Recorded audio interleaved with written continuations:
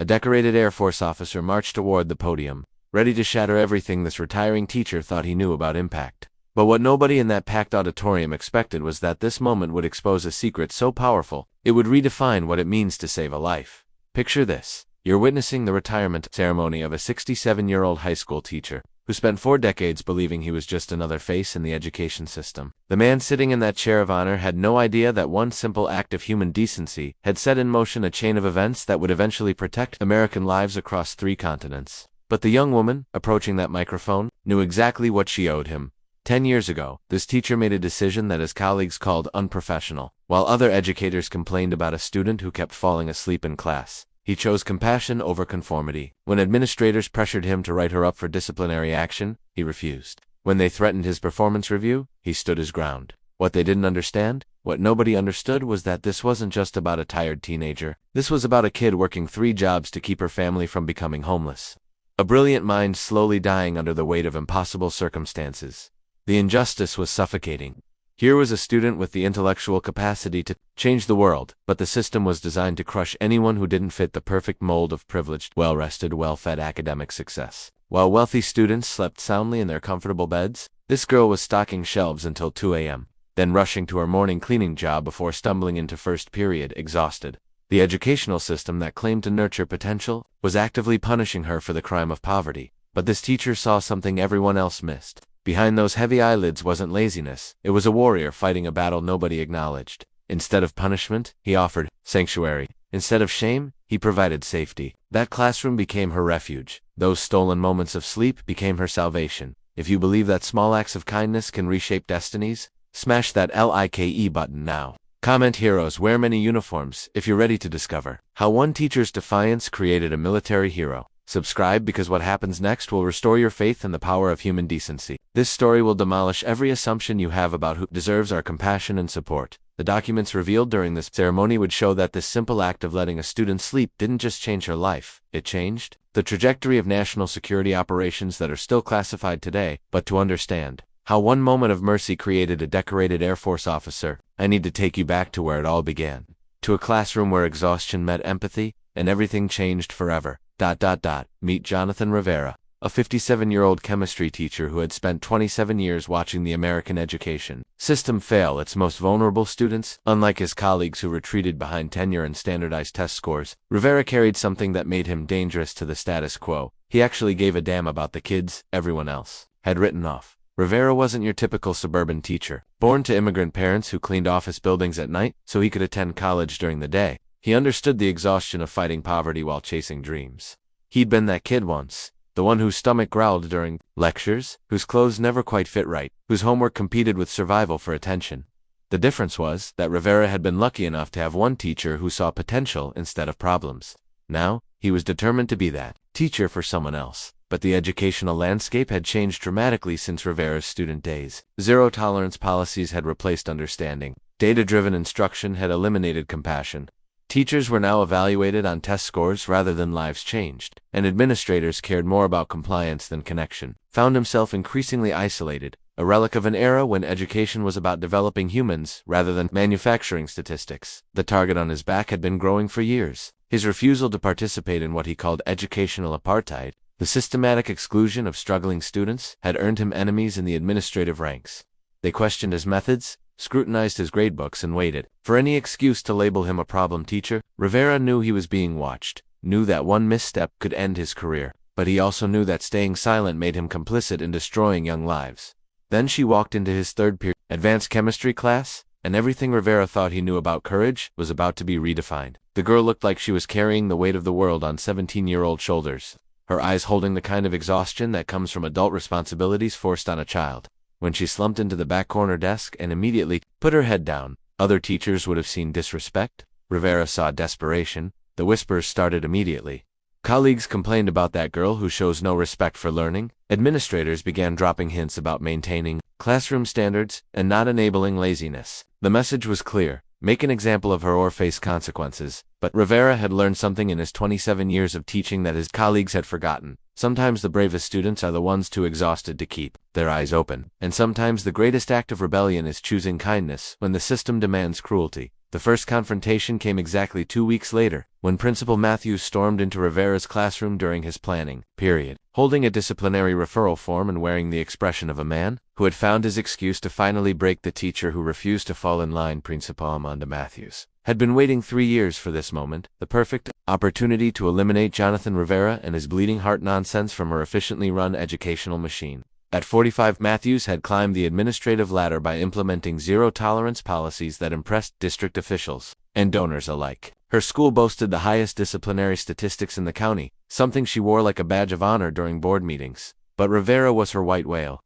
While other teachers fell in line with her authoritarian approach, he continued to practice what Matthews called outdated compassion. His classroom was becoming a sanctuary for exactly the type of students Matthews wanted gone: the poor, the struggling, the ones who brought down test scores and threatened funding. Rivera's refusal to write disciplinary referrals had made him a target, and Matthews had been systematically building a case against him.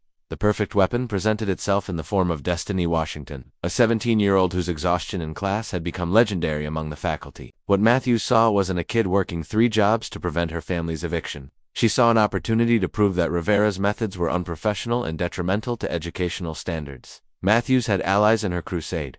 Vice Principal Richard Thornton, a career politician masquerading as an educator, saw Rivera's termination as his pathway to the principal's chair. Together, they had been documenting every instance of Rivera allowing students to rest, framing compassion as enabling and understanding as weakness. Their plan was surgical: force Rivera into a position where he'd have to choose between his principles and his career. The conspiracy deepened with the involvement of District Supervisor Helen Cartwright, a woman who measured educational success solely through data points and compliance reports. Cartwright had been pressuring Matthews to improve their school's academic discipline metrics, and Rivera's classroom represented everything she despised about soft teaching methods. She'd privately promised Matthews full district support in removing any teacher who couldn't maintain appropriate educational standards. The trap was elegant in its simplicity. They would force Rivera to confront Destiny's sleeping pattern during a scheduled observation, creating an official record of his failure to maintain classroom order. When he inevitably chose compassion over compliance, they'd have documented evidence of his professional inadequacy.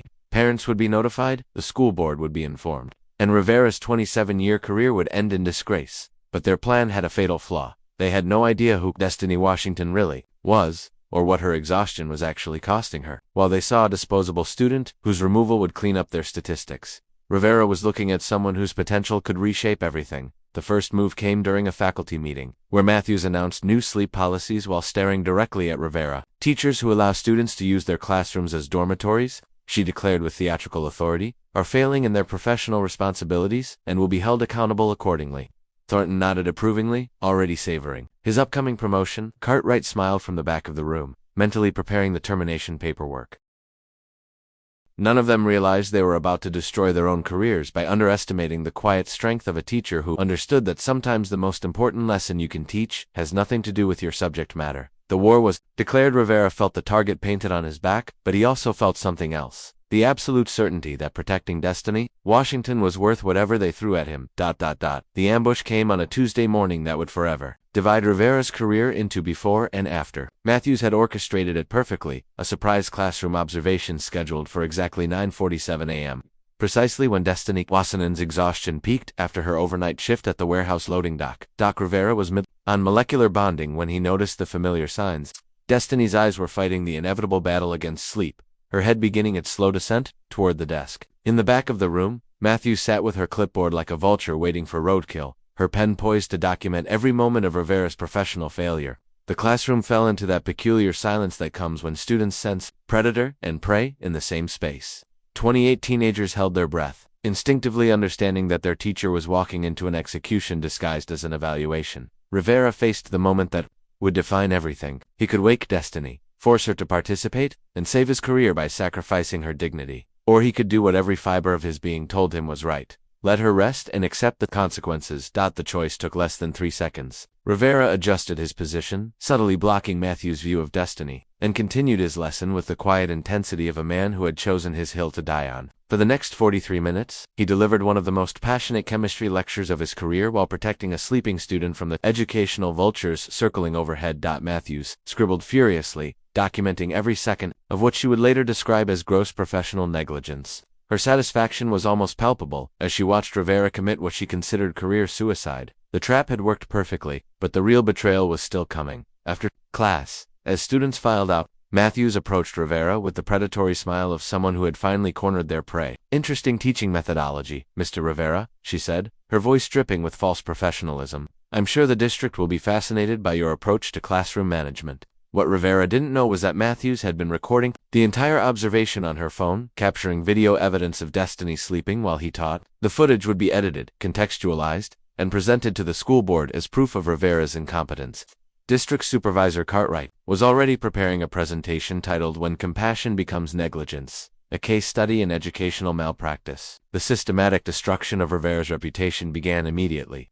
By lunch, carefully crafted rumors were circulating among faculty about his enabling problematic student behavior.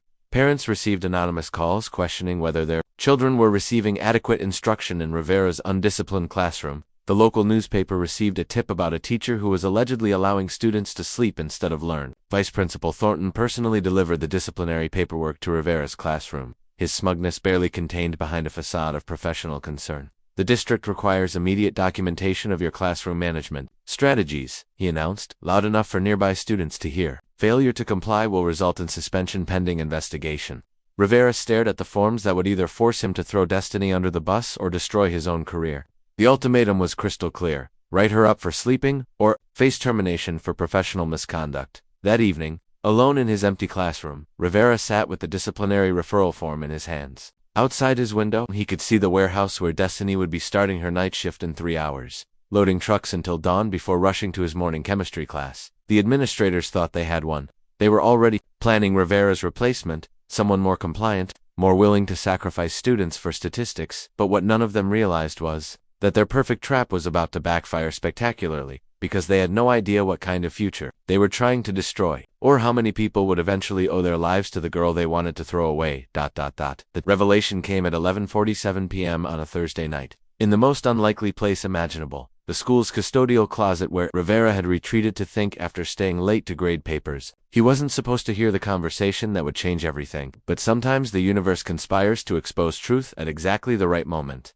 Frank Morales, the night janitor who had been invisible to administrators for 15 years, was emptying trash when he found Rivera sitting in the hallway, staring at the unsigned disciplinary referral that had been haunting him for days. "You're the teacher who lets that girl sleep," Frank said quietly, his voice carrying the weight of someone who understood exhaustion intimately. "The one working 3 jobs?" Rivera looked up, surprised by the gentle authority in the janitor's voice. Frank was a man who moved through the school like a ghost, someone administrators barely acknowledged despite his 2 decades of service, but his eyes held the kind of wisdom that comes from observing human nature from the margins. "You know her situation?" Rivera asked. What Frank revealed next shattered every assumption Rivera had made about Destiny Washington's story. The girl wasn't just working to prevent eviction, she was the sole provider for her grandmother with dementia and her 8-year-old brother. Her mother had disappeared 2 years ago, leaving Destiny as the head of household at 15. The warehouse job, the early morning cleaning gig, the weekend retail position, all of it barely covered rent, medication, and food.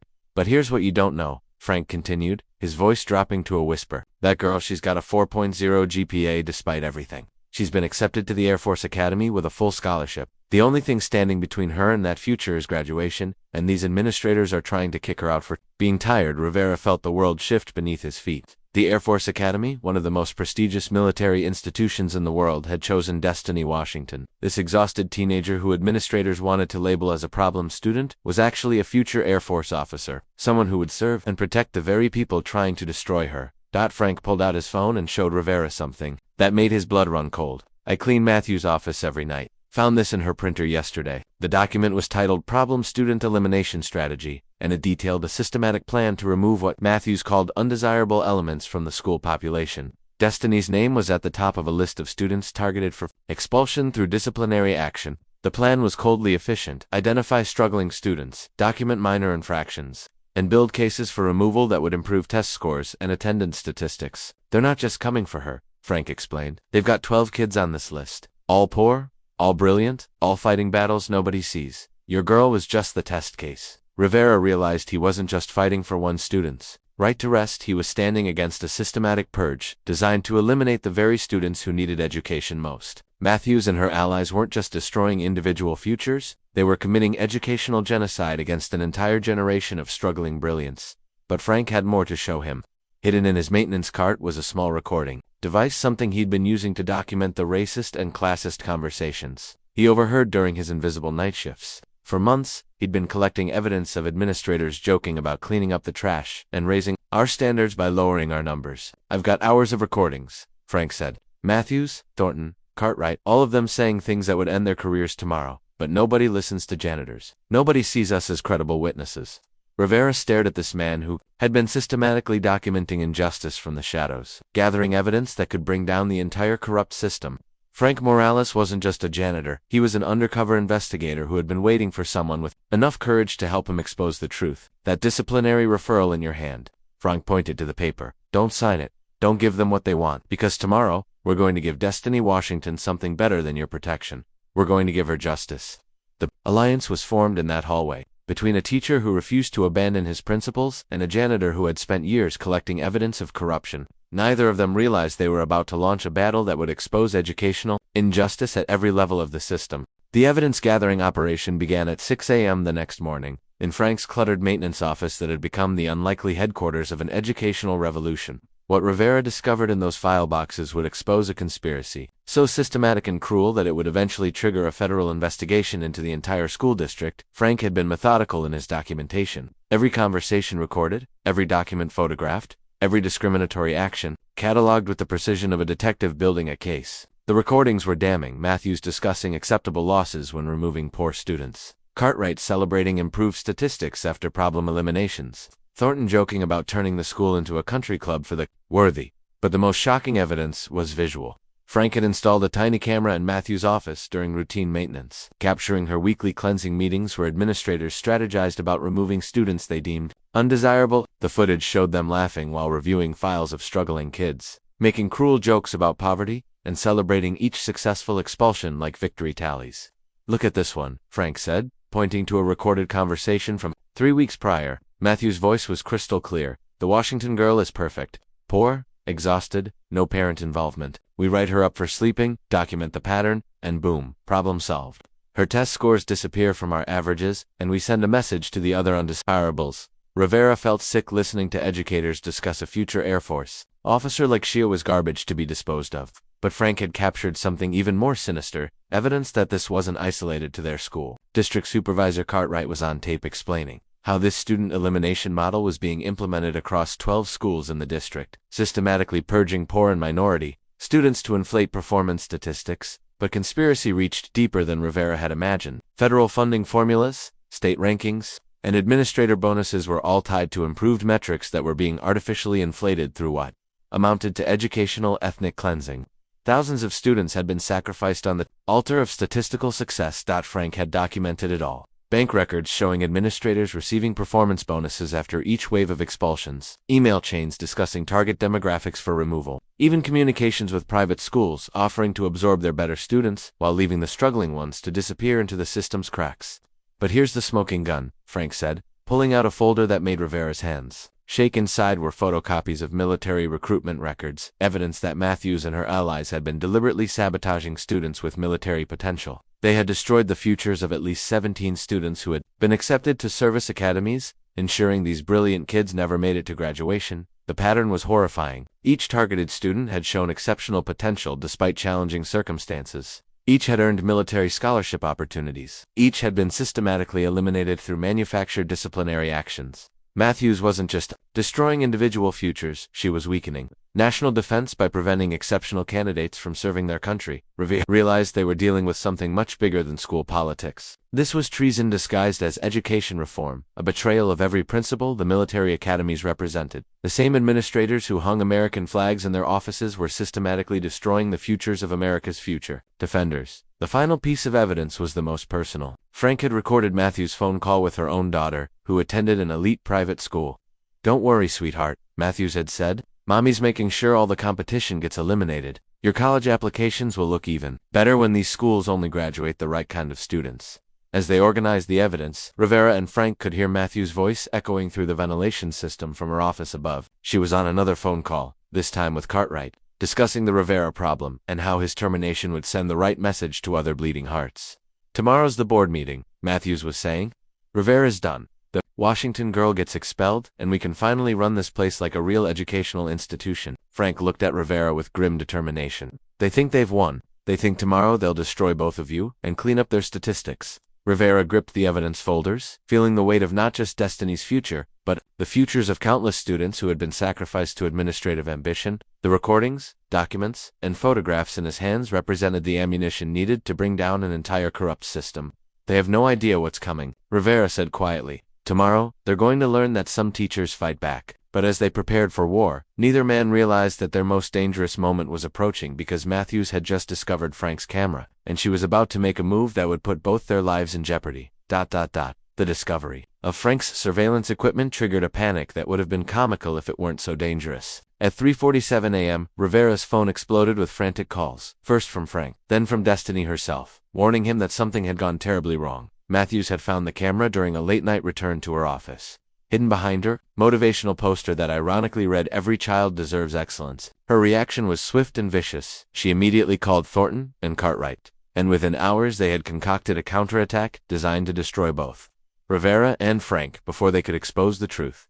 The plan was diabolical in its simplicity. Bay would frame Frank for theft, claiming he had been stealing equipment and selling it. Using the surveillance camera as evidence of his criminal behavior, Rivera would be charged as his accomplice, accused of helping cover up the thefts in exchange for Frank's silence about his inappropriate relationships with students. Both men would be arrested, discredited, and eliminated before they could present their evidence. But Matthews had made a fatal error.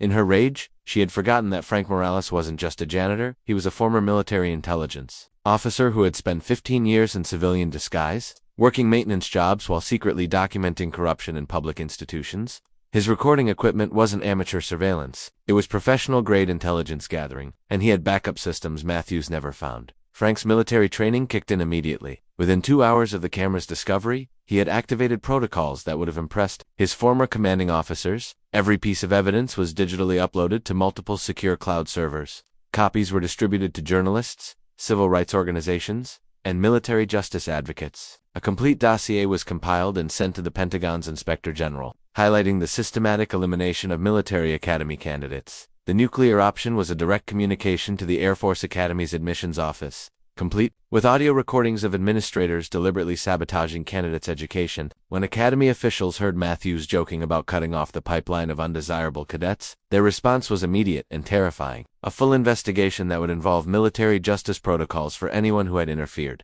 with national defense recruitment. Rivera found himself in the eye of a storm that had escalated far beyond local school politics. Frank had transformed their fight from a disciplinary hearing into a federal case involving military security, civil rights violations, and conspiracy against government operations. The evidence they had gathered wasn't just ammunition for a school board meeting, it was the foundation of a case that would reach congressional oversight committees. The final preparation was the most crucial. Destiny Washington herself became the secret weapon they never expected. When Frank revealed her Air Force Academy acceptance and explained the systematic sabotage, something awakened in the exhausted teenager that shocked everyone who thought they knew her. This girl, who had been working 3 jobs while maintaining a 4.0 GPA, wasn't just academically brilliant, she was strategically gifted in ways that would make her exceptional military material. She had been quietly documenting every discriminatory action taken against her and her fellow students, building her own evidence file with the methodical precision of a future intelligence officer. "I've been recording every conversation with administrators for 8 months, she told Rivera and Frank during their clandestine meeting. "I knew they were targeting me, so I documented everything. Every threat, every discriminatory comment, every attempt to sabotage my graduation." The 3 conspirators realized they weren't just fighting individual corruption, they were exposing a systematic attack on military recruitment that threatened national security. Destiny's case wasn't isolated. It was part of a pattern that had eliminated dozens of potential service members, weakening America's defense capabilities for the sake of administrative statistics. The countdown to confrontation began. Matthews, Thornton, and Cartwright were preparing for what they thought would be Rivera's execution at the emergency school board meeting they had called for the next evening. They had no idea that their target had spent the night preparing a presentation that would end their careers and potentially land them in federal prison. The final piece fell into place when Destiny made a decision that would change everything. She called her Air Force Academy liaison officer and requested an emergency meeting, explaining that her educational institution was actively sabotaging military recruitment. The response was immediate. To Academy representatives would attend the school board meeting as interested observers. With full authority to recommend federal intervention, Matthews had wanted to make an example of Rivera and eliminate a problem student. Instead, she had triggered a military investigation that would expose corruption throughout the entire district and, potentially, reshape how educational institutions treat future service members. The trap was set. The evidence was compiled. The allies were positioned. Tomorrow evening, in a packed school board meeting, the hunters would become the hunted, and a retiring teacher's simple act of letting a student sleep would be revealed as the catalyst that brought down an entire corrupt system and launched a decorated military career that would serve America for decades to come. The Roosevelt High School board meeting on March 15th would be remembered as the night that changed everything. What was supposed to be Jonathan Rivera's professional execution became the most explosive educational hearing in district history. Broadcast live and witnessed by over 300 people who came expecting a routine disciplinary matter and instead saw the systematic destruction of institutional corruption, Matthews entered the packed auditorium radiating confidence. Her prepared termination speech, ready to destroy Rivera's career and eliminate the problem student once and for all. Thornton sat beside her, practically salivating at the prospect of his promotion. Cartwright had driven in from the district office, eager to witness the elimination of the teacher who had dared to challenge their authority. None of them noticed the two uniformed Air Force officers sitting quietly in the back row, or the federal investigators disguised as concerned parents, or the investigative journalists who had received Frank's evidence packages that morning. The meeting began routinely.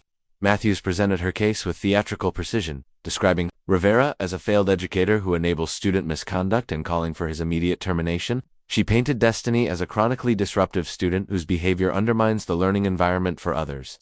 Rivera listened to the character assassination with calm dignity, knowing that his moment was coming. When invited to present his defense, he stood slowly and walked to the podium carrying a simple manila folder that contained enough evidence to topple governments. "Ladies and gentlemen," Rivera began, his voice carrying the quiet authority of a man who had nothing left to lose. "What you're about to see will shock you, but it will also restore your faith in the power of truth to triumph over corruption." The first revelation was the audio recording of Matthews discussing the elimination strategy for undesirable students. Her own voice filled the auditorium, crystal clear and undeniably damning. "The Washington girl is perfect. Poor, exhausted, no parent involvement. We write her up for sleeping, document the pattern, and boom, problem solved." The gasps from the audience were audible. Board members shifted uncomfortably as they realized they were witnessing something far more serious than a teacher disciplinary hearing. But Rivera was just getting started. The next recording was Cartwright explaining the district-wide student purge. "We've eliminated 127 undesirable students across 12 schools this year. Test scores are up 23%, and federal funding increased accordingly. The Rivera situation is our final cleanup." Matthews tried to interrupt, claiming the recordings were illegal and inadmissible. That's when one of the Air Force officers stood up, his uniform gleaming under the auditorium lights. "Ma'am, I'm Colonel Patricia Hayes from the Air Force Academy Admissions Office. These recordings are now part of a federal investigation into systematic interference with military recruitment. You have the right to remain silent." The auditorium erupted. Parents who had trusted these administrators with their children's futures realized they had been witnessing systematic educational genocide. Board members demanded immediate explanations. Local news crews, alerted by Frank's media contacts, began broadcasting live coverage of what was rapidly becoming a national story. Destiny walked to the podium with the bearing of the future Air Force officer she was destined to become at 17, facing the people who had tried to destroy her future. She delivered a speech that would be quoted in military academies for years to come. "My name is Destiny Washington. I am the problem student you've been trying to eliminate. I work 3 jobs to support my family. I maintain a 4.0 GPA, despite your efforts to sabotage my education. I have been accepted to the United States Air Force Academy with a full scholarship, and I will spend my military career defending the Constitution that you have violated with your discriminatory actions." Her words hit like precision strike. Matthews, Thornton, and Cartwright watched their careers disintegrate in real time as the audience gave Destiny a standing ovation that lasted 3 full minutes. Frank Morales took the podium next, revealing his military intelligence background and explaining how he had spent 2 years documenting systematic corruption. The evidence he presented was overwhelming: financial records showing performance bonuses tied to student eliminations, email chains discussing racial quotas for expulsions, and communications with private schools arranging the transfer of desirable students while abandoning struggling ones. The final blow came when Rivera revealed the scope of the conspiracy. "This isn't about one school or one district. This is about a systematic attack on American values, where administrators profit from destroying the futures of the very students who would defend our nation." Colonel Hayes announced that federal charges would be filed within 48 hours. The FBI agents who had been sitting in the audience identified themselves and began issuing warrants. Local police arrested Matthews, Thornton, and Cartwright on charges ranging from conspiracy to defraud the government to civil rights violations. As the three architects of corruption were led away in handcuffs, the auditorium erupted in applause that could be heard 3 blocks away.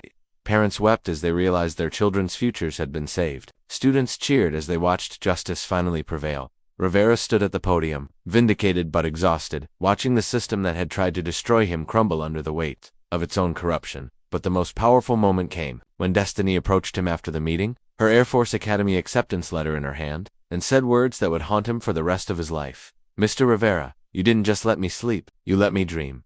The revolution was complete. The corrupt had fallen, and a future Air Force officer had been saved by a teacher who understood that sometimes the most important lesson you can teach has nothing to do with your subject matter. 6 months after the explosive school board meeting that became known as the Night of Educational Justice, the consequences continued, rippling through every level of the system. Like a controlled demolition of institutional corruption, Matthews, Thornton, and Cartwright faced federal charges that would make legal history. The conspiracy to defraud government funding, systematic civil rights violations, and interference with military recruitment carried sentences that could total decades in prison.